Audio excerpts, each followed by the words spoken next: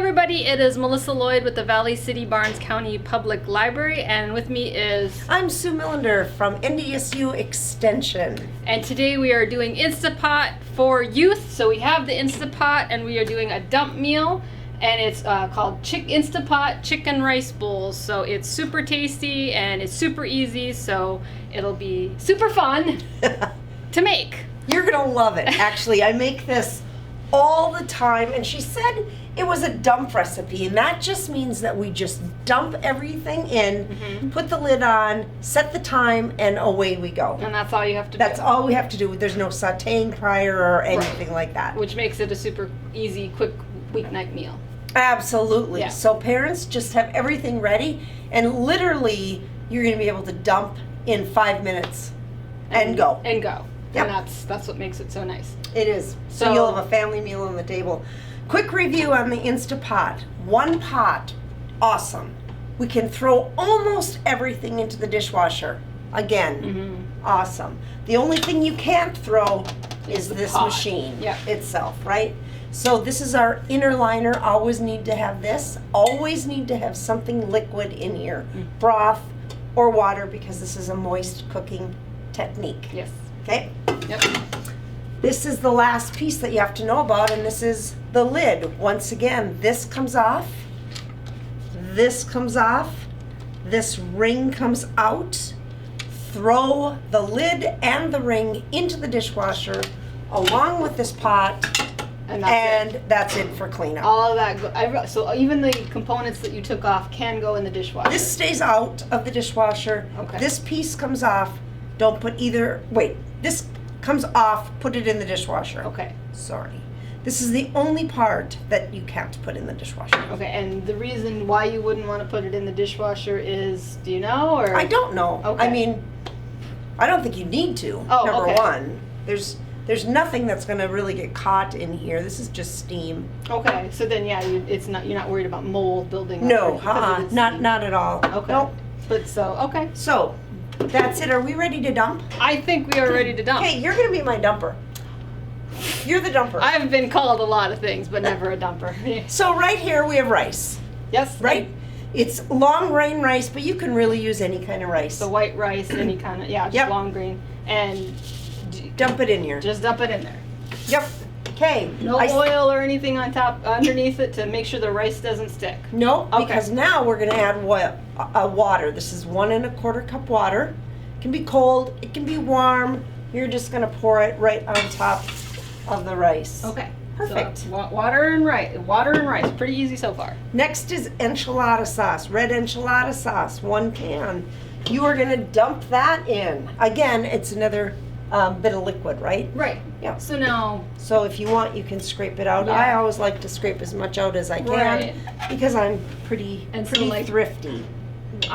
would it matter if I were to put the enchilada sauce in before the water and then use the water to rinse the can out? No. Okay. Either way, good. That would be really That would be- wise. That would be one thing that I'm kind of That is, like super frugal about. that is a good idea. So. So beans are a protein. They're really a good source of fiber as well. High in nutrients all the way around. These are black beans. I keep a can in my cupboard. Oh yeah. And you can actually just throw them into, a microwavable bowl and pull them out, and they're a nice side dish as well. Right. So these are just black beans. We opened the can, we put them into a colander, and I rinsed them with water Okay. and put them into a bowl. So Could you do also like kidney bean? Does it have to be just black beans? No, you can use whatever kind of beans you want. In fact, this last weekend I made a chicken tortilla soup, and I doubled it because I froze like half of it. Okay. And I just put it in freezer Ziploc bags, 4 cups to a bag. I laid them flat, pressed all the air out, labeled them, put a date on them, and put them in my freezer, right? But because I doubled it, I only had 1 can of black beans in my cupboard. So I used kidney beans. Okay. Perfect. So yeah, it doesn't matter with this recipe what kind of beans you use, but beans are great to add because they add fiber and protein. Right. The only thing I wouldn't add really is like pork and beans. Right. Well, yeah. Right? Because That's different. Yes, That'll give that's- it a sweet flavor as opposed to this. Yeah, This, so this just- more of a spicy flavor. yeah, I use like a whole bean maybe. Right, So you yeah. might. You might call it, so you can. And then you just dump that in. You're just gonna dump that in. Okay. Yep. So I wanna make sure that I've got everything so far. We do. Here we go. Here's another protein. This is our chicken. Right. And this is cooked. This is cooked. The recipe actually calls for frozen chicken breasts. Okay. Doesn't matter. Right. I use canned chicken if I have that available in my cupboard. So this is because this recipe is all about convenience. We're using cooked chicken that I got from the grocery store, and it's the same amount of time. Yep. Same amount of time. So even the frozen ones go in there for the same amount of time as the cooked ones. Yep. Okay. Isn't that something? That is. No. And we're just gonna dump the whole thing in there. Yep, you're gonna dump the whole thing in there. Yep. Awesome. Now we just made a mix. You can see that? It's just a mix of spice here. And it is, here, I'll let you sprinkle this on top of the chicken. Okay. It's a mix of garlic powder, smoked paprika, salt, and cumin. Cumin is a real, if you would smell it, you'd think Mexican, right? Yeah, I usually add it for pretty much tacos, even chili, because I like that flavor that it gives. Cumin is a really good Spanish or Mexican flavor. Yeah, and then we use something called smoked paprika, which is probably the most trendy spice right now. It's got a really great smell to it, so I would encourage everyone to keep that as a staple in their cupboard as well. It calls for smoked paprika. Ta-da! Ta-da. You're done. That's it. You're so done. We've dumped everything into the Instapot. Yes. Now we're gonna put this back on. Right. And we're gonna put the lid on. So we're Okay. gonna watch Melissa put the lid on. Sometimes this is the trickiest part of cooking with an Yes. Instapot. So like on the Instapot lid it says open, and there's a little arrow, and close. So I know I'm supposed to line up the arrow kind of right there. Yay! then- Nicely done. And it just does this thing where Yep. it's like happy. It's on, yay. So now all we need to do is make sure that we've got pressure cook pressed. Great. Now let's set the time, and we Okay. want it set for 22 minutes. All right, so we'll adjust it with the plus and minus. And it's There set we at go. 22, and then We walk away and we can go read our mail or read a book, we or can do dishes. yeah, we could do dishes, Clean or up we the could kitchen. help our kids with their homework. Yep. And then You know. so now it's beeping at us saying it's on, and we just have to walk away. Yep, we're just gonna walk away. Mm-hmm. And then we'll talk about quick and natural release after Right, after after- it's done. yep. Okay. Okay. But I do want to mention one thing, Melissa. I taught 2 Instapot classes this last Saturday. Oh wow. Okay, one in the morning, one in the afternoon. And they were both the same. Remember the dump spaghetti we made? Yeah. Okay, I thought that would be perfect because it was a kids cooking class, and we did that. So while it was cooking and waiting, I needed to fill some time. So what we did is we learned how to set a table. Oh. And we also learned basic manners. But what I was really surprised at are the number of kids that don't know how to set a table. Oh really? Yeah, so I would encourage all parents out there to take a minute and to set and to teach your kids how to set a table with a plate, fork, knife, and spoon, along with a cup for drinking milk or water and not juice at mealtime. So I would really encourage parents to take a moment, because I was very surprised at the number of kids that hadn't learned how to set a table. The other thing that really surprised me was the number of kids that don't sit down for a family meal. And I don't really care as a dietitian or as a parent if that meal is breakfast, lunch, supper, or a snack in between. Right. As long as the family is somewhat, sitting around a table eye to eye and conversing, that's such a big part of the family meals that we're promoting here. Then the third part is the manners piece. What I was, again, surprised at was the number of kids that didn't know how to ask for something to be passed to them, for example. Just please pass the salt, even that simple. That's request. perfect. Yeah. Please pass the salt, instead of standing up and walking around the table, getting the salt and coming back and sitting Or down, which is reaching a across common, someone while they're eating. Yeah. So, the point of that whole conversation is, while this is cooking, that's a perfect and opportune time to be in the kitchen with your kids, teaching them how to set the table, Right. and perhaps discussing some basic manners around the kitchen table. On top of that, asking them questions about, gosh, how was your day? And Right. really listening to them. It's so easy for us to be engaged in the TV and the phone. And yeah, you know, especially so the easy. smartphones, because everyone, I mean, kids, you know, they have their tablets. And, Yeah.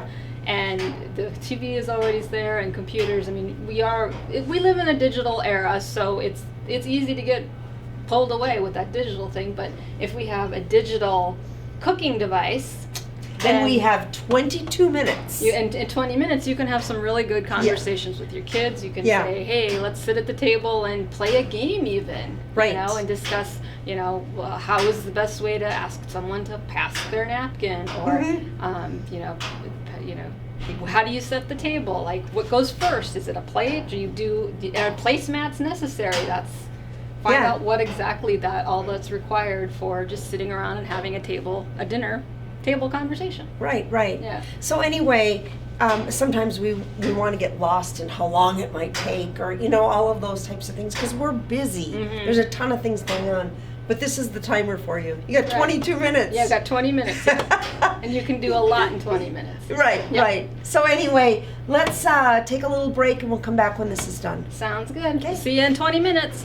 All right, so it's been 22 minutes, and then we let it release naturally for how long?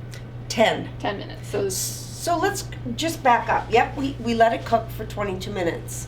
And then we naturally released the pressure. That means we simply just let it sit. But sometimes I want a quick release. For example, if I'm doing vegetables in here, I don't want the vegetables to get overcooked. So I want a quick release, which means that I'm just going to press this. Now every multi-pressure cooker is different. Some you turn to vent, others you press to vent. So just follow your directions for your own multi-pressure cooker. Okay. But in this particular one, to just release the pressure fully, we're going to press down, and you're going to see, I always put this underneath the foot of my stove. Right. Because if it's, like I've said before, if it's, you have nice cabinetry, it'll wreck it. It's moisture, and moisture affects wood. Exactly. So the first time you release the pressure, it's a little scary because it goes, you know. Makes a hissing sound. It's like a snake. Yeah. So now with this one, it was kind of half released already because we naturally released it. So it didn't like spurt as quite as much. But you can hear it's gradually releasing the pressure. You will not be able to move this lid Right. So it's when a there's safety pressure. feature. Yeah. Very safe, very safe. It's not like your old grandma's where you had to worry about it exploding or anything. I remember those days. Yeah, my mom still worrying. uses hers. Yeah, and it was a worry. Now, I don't know if you could hear that click, but there's a button in the back here. Right. When that drops down, that's just another sign that the pressure's released. What's nice about this one, again, I think I've said before, is you can just stick this right in the handle. All the condensation will go in this little trough right here. Right. So we're done. That's it. If you want to stir it and show everyone I'm gonna what show a beautiful dish you made. So that's what it looks like. Let's stir it up, shall we? And you'll be able to see it. Let me move this. Come in from the back here. We're just going to stir it up. Now this is awesome, all on itself, just like a little rice bowl. Or another way you can do it is to wrap it in a flour tortilla, and that's delicious as well. I like topping it with a little sour cream and a little cheese, putting it in a flour tortilla, or using it as a dip in a bowl. It's delicious. That's all it is. I mean, we're done. That's dinner. Dinner's on the table. Dinner's on the table, so bon appetit. Yeah. This has been Melissa Lloyd from the Valley City Barnes County Public Library, and I'm Sue Millender from NDSU Extension right here in Barnes County. we thank you for joining us for Instantpot for Youth class. Bye. Bye.